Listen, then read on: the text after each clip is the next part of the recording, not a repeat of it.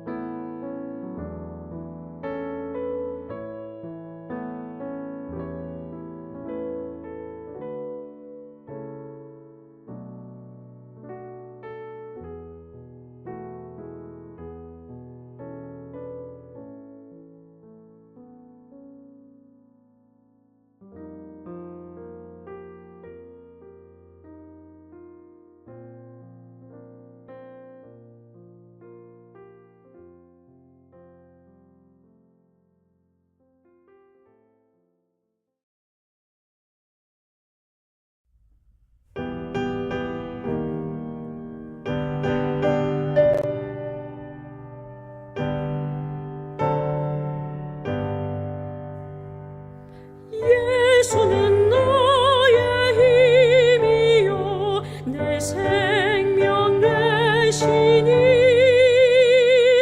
거저 예수 떠나가며 죄 중에 빠지리 눈물이 앞을 가리고 내 맘에 근심 쌓일 때 위로하리 누구시뇨 주 예수 예수는 나의 힘이요 내 친구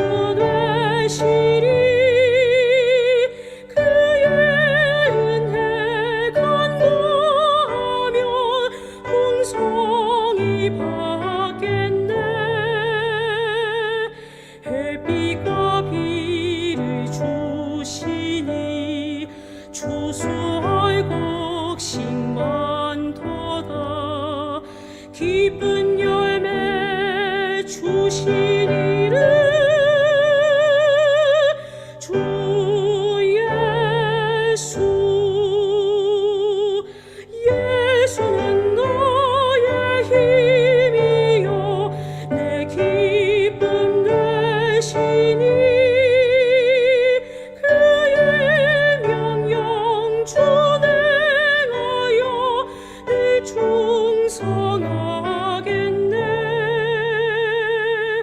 주야로 보호하시며 바른 길 가게 하시니 의지하고 따라가리. 주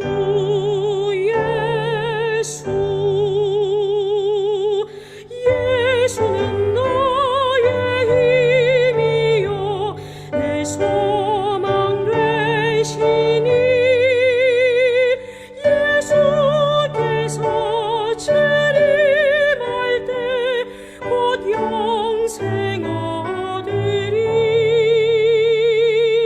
한없는 복이 주시고 영원한 기쁨 주리니 나의 생명 나의 기쁨 주 예수.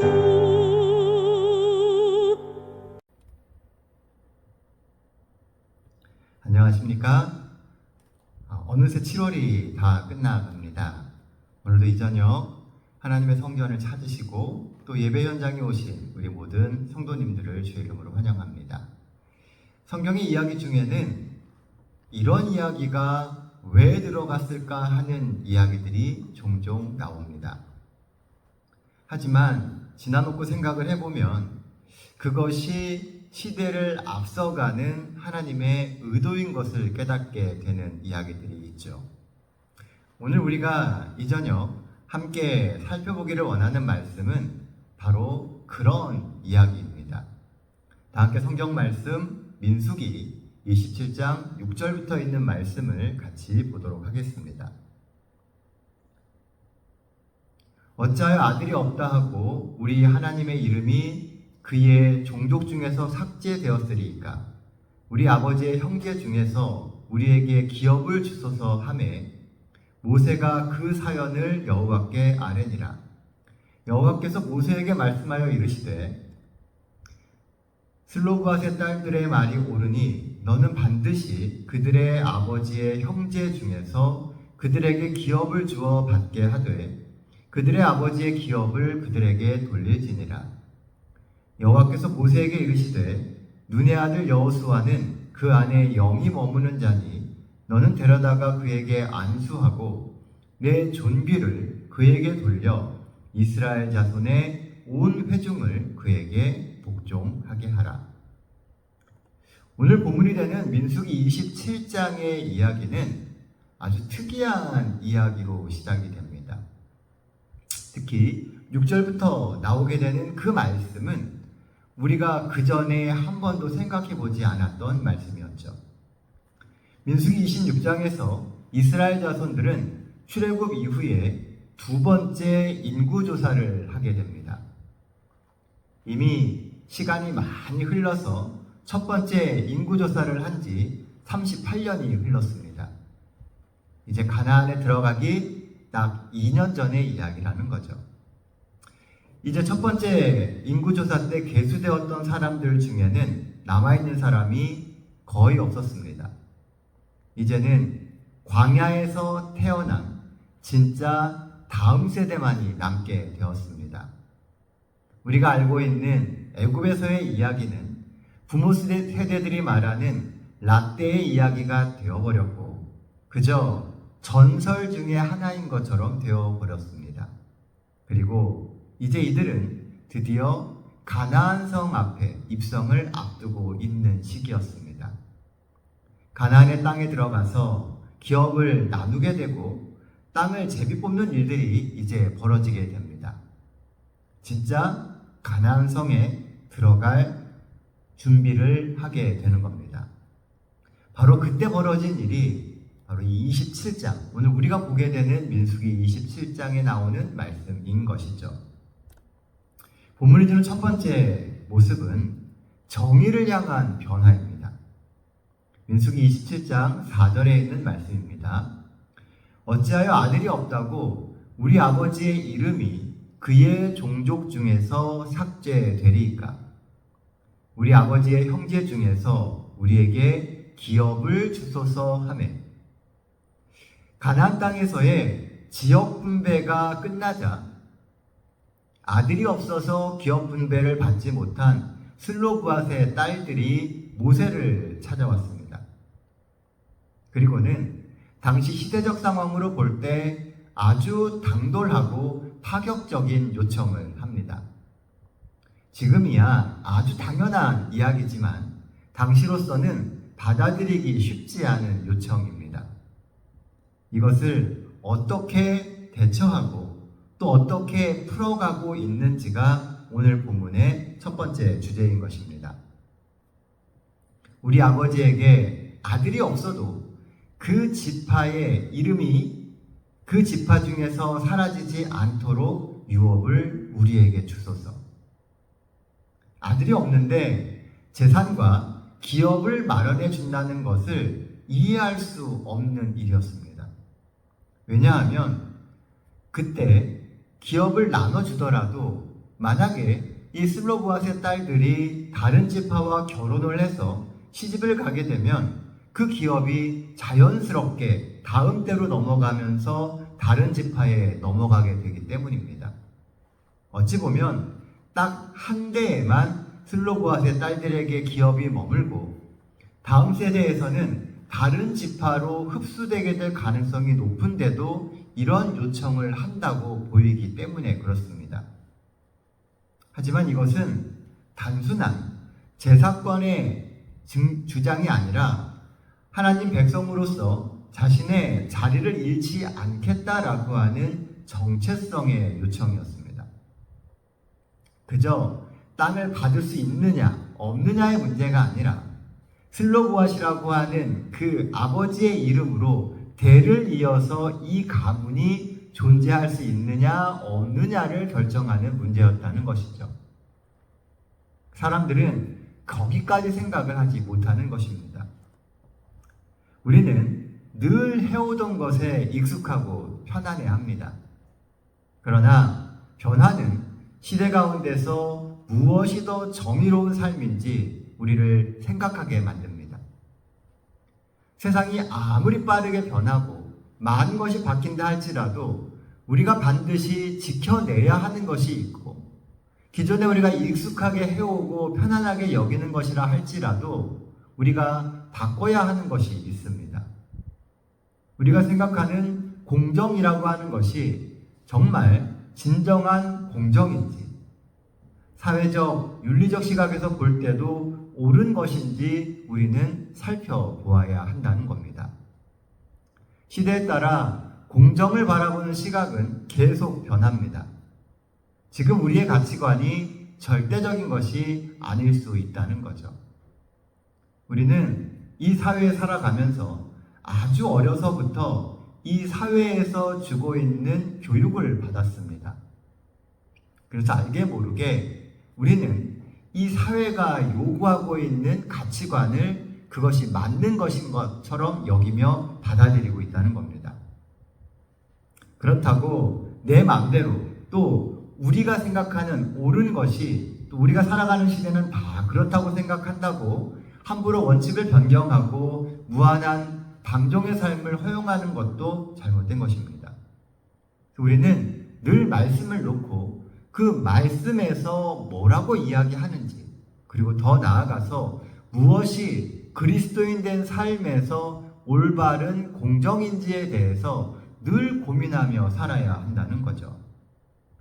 무엇이 하나님의 형상으로 창조된 인간의 존엄성을 더 잘 지키는 것인지 또 더 나아가서 무엇이 이 사회의 변화를 이룰 실마리인지 우리는 기도하며 찾아 나가야 합니다. 교회도 동일합니다. 내가 해오던 대로 내가 편한 사람들과만 교류하고 신앙하면 편하죠.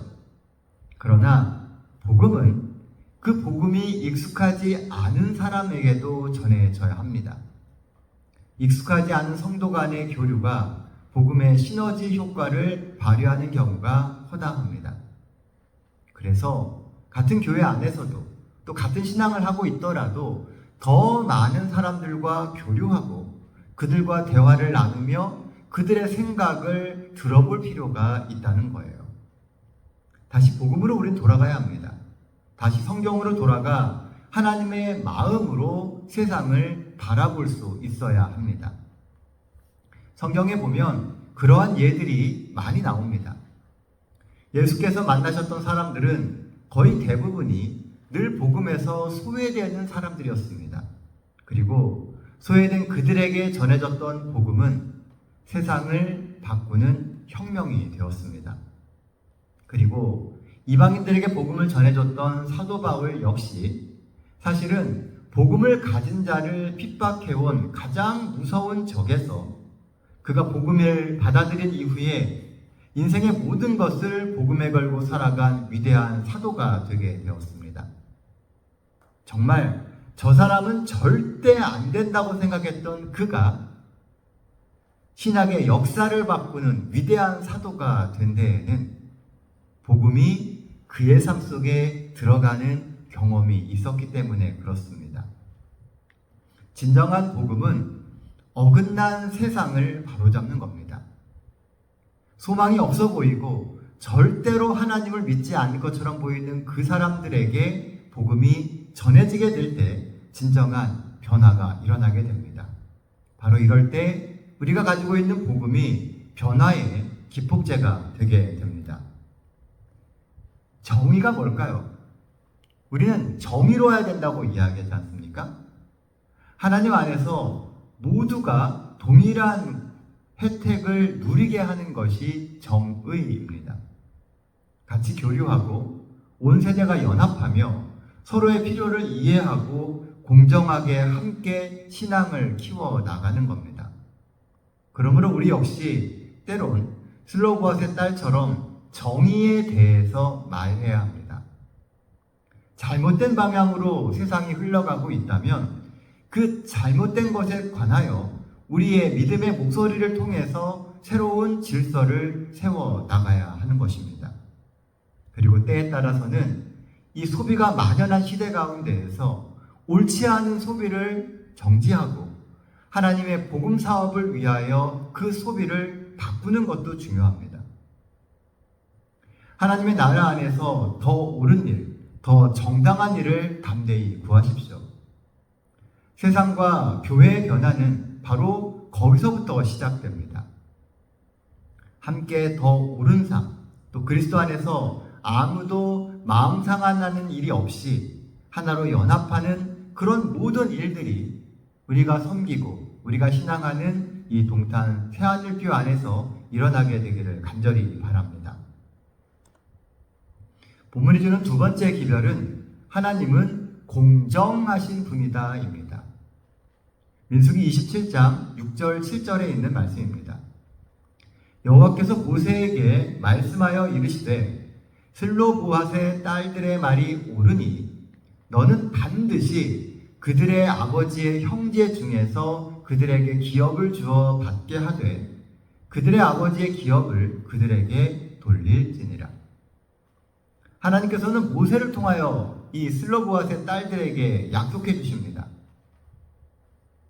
아버지의 이름으로 된 그 기업을 너희에게 주겠다라고 이야기하십니다. 하나님은 참 멋지지 않으십니까? 시대의 문화에는 맞지 않지만 더 정의로운 일에 하나님은 공감해 주십니다. 슬로보핫의 딸들의 말이 옳다는 거죠. 그러니 그녀들에게도 기업과 땅을 주라고 말하고 있습니다. 그리고 이것은 이스라엘의 새로운 규례가 됩니다. 이전에 없었던 새로운 정의가 하나님의 말씀으로 제도화되는 장면입니다. 그리고 그 후로부터는 모든 이들이 이 혜택을 누리게 됩니다. 우리가 믿고 있는 이 기독교의 장점은 이런 하나님 중심성과 즉각적인 적용입니다. 이런 유연성이 세상의 필요에 적절하게 복음을 삶에 적용할 수 있는 길들을 열어주었습니다. 그래서 오늘날 전 세계적으로 이렇게 많은 그리스도인들이 생겨나게 된 겁니다. 하나님은 믿음의 공동체가 세상의 빛이 되는 선구자가 되기를 원하십니다. 하나님이 공정하시니 우리도 세상을 향해서 공정해야 된다고 말씀하십니다. 그리고 어떤 순간에도 우리의 뒤에서 우리의 삶의 모든 손해를 공의롭게 보상해 주시는 하나님이 계심을 믿고 살아가라고 이야기하시는 겁니다. 2024년 소치 동계 올림픽에서 있었던 일입니다. 당시 여자 쇼트트랙 500m 결승에 한국의 박승희라고 하는 선수가 출전하게 됩니다. 이 박승희 선수는 당시 강력한 우승 후보 중에 한 명이었습니다. 사람들의 예상처럼 박승희 선수는 처음에 1등으로 계속 이 그룹을 리드하며 나가게 되었습니다. 그렇게 리드를 하다가 뒤에서 치고 나오는 영국 선수의 실수로 이 박승희 선수가 넘어지게 됩니다. 그러나 박 선수는 포기하지 않고 끝까지 그 500m 레이스를 완주합니다. 모두가 감동하는 순간이었습니다. 꼴찌였음에도 불구하고 포기하지 않고 끝까지 완주한 박승희 선수의 그 열정에 사람들이 박수를 보냈습니다. 그런데요, 더 놀라운 것은 꼴찌인 이 박승희 선수가 결국 동메달을 받았다는 것입니다. 알게 모르게 반칙을 했었던 선수들의 모습들을 심판들이 보고 있었고 비디오 판독을 통해서 그들을 탈락시켰기 때문입니다. 사실 영국 선수의 과한 욕심으로 박승희 선수는 큰 피해를 입었습니다.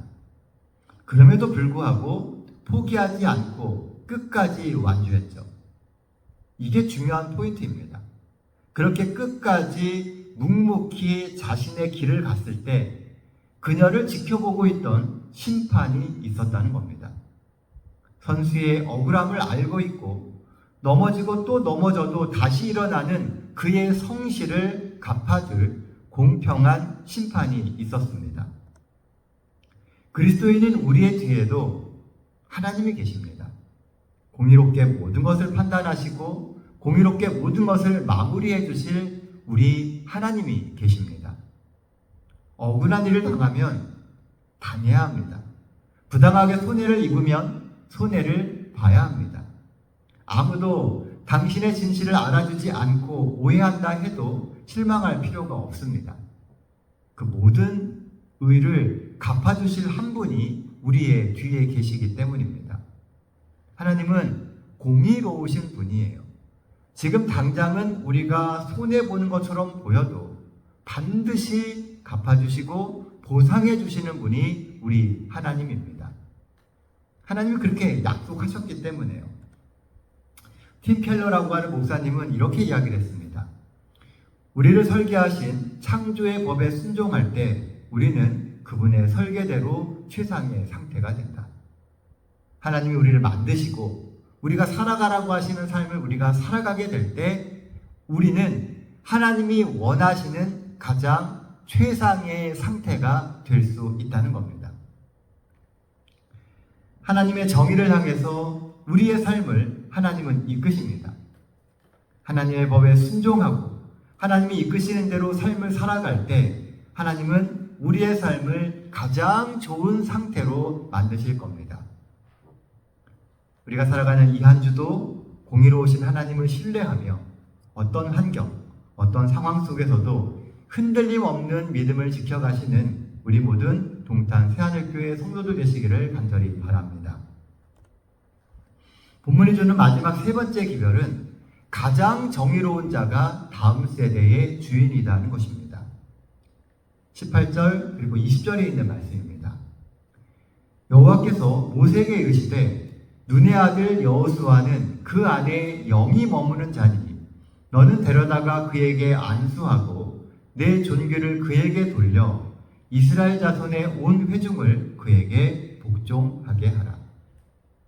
이제 모세의 시대는 가고 여호수아의 시대가 왔습니다.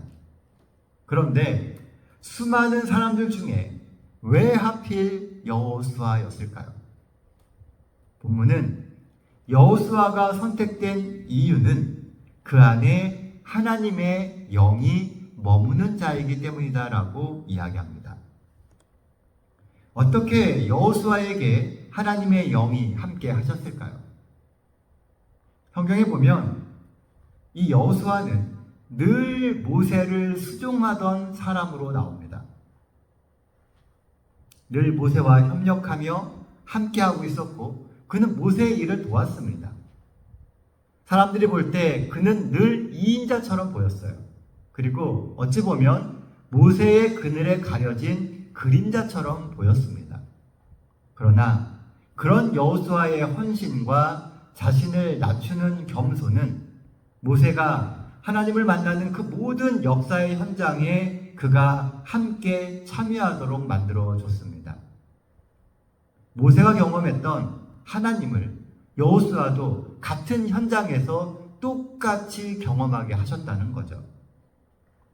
이스라엘 백성 중 모세를 제외한다면 그 어느 누가 여호수아보다 하나님께 가까이 했던 사람이 있습니까? 모세를 제외한다면 여호수아보다 하나님의 이적을 더 많이 경험한 사람이 이스라엘 백성 중에는 없었습니다. 그 과정에서 자연스럽게 여호수아는 다음 세대의 지도자로 준비가 된 겁니다.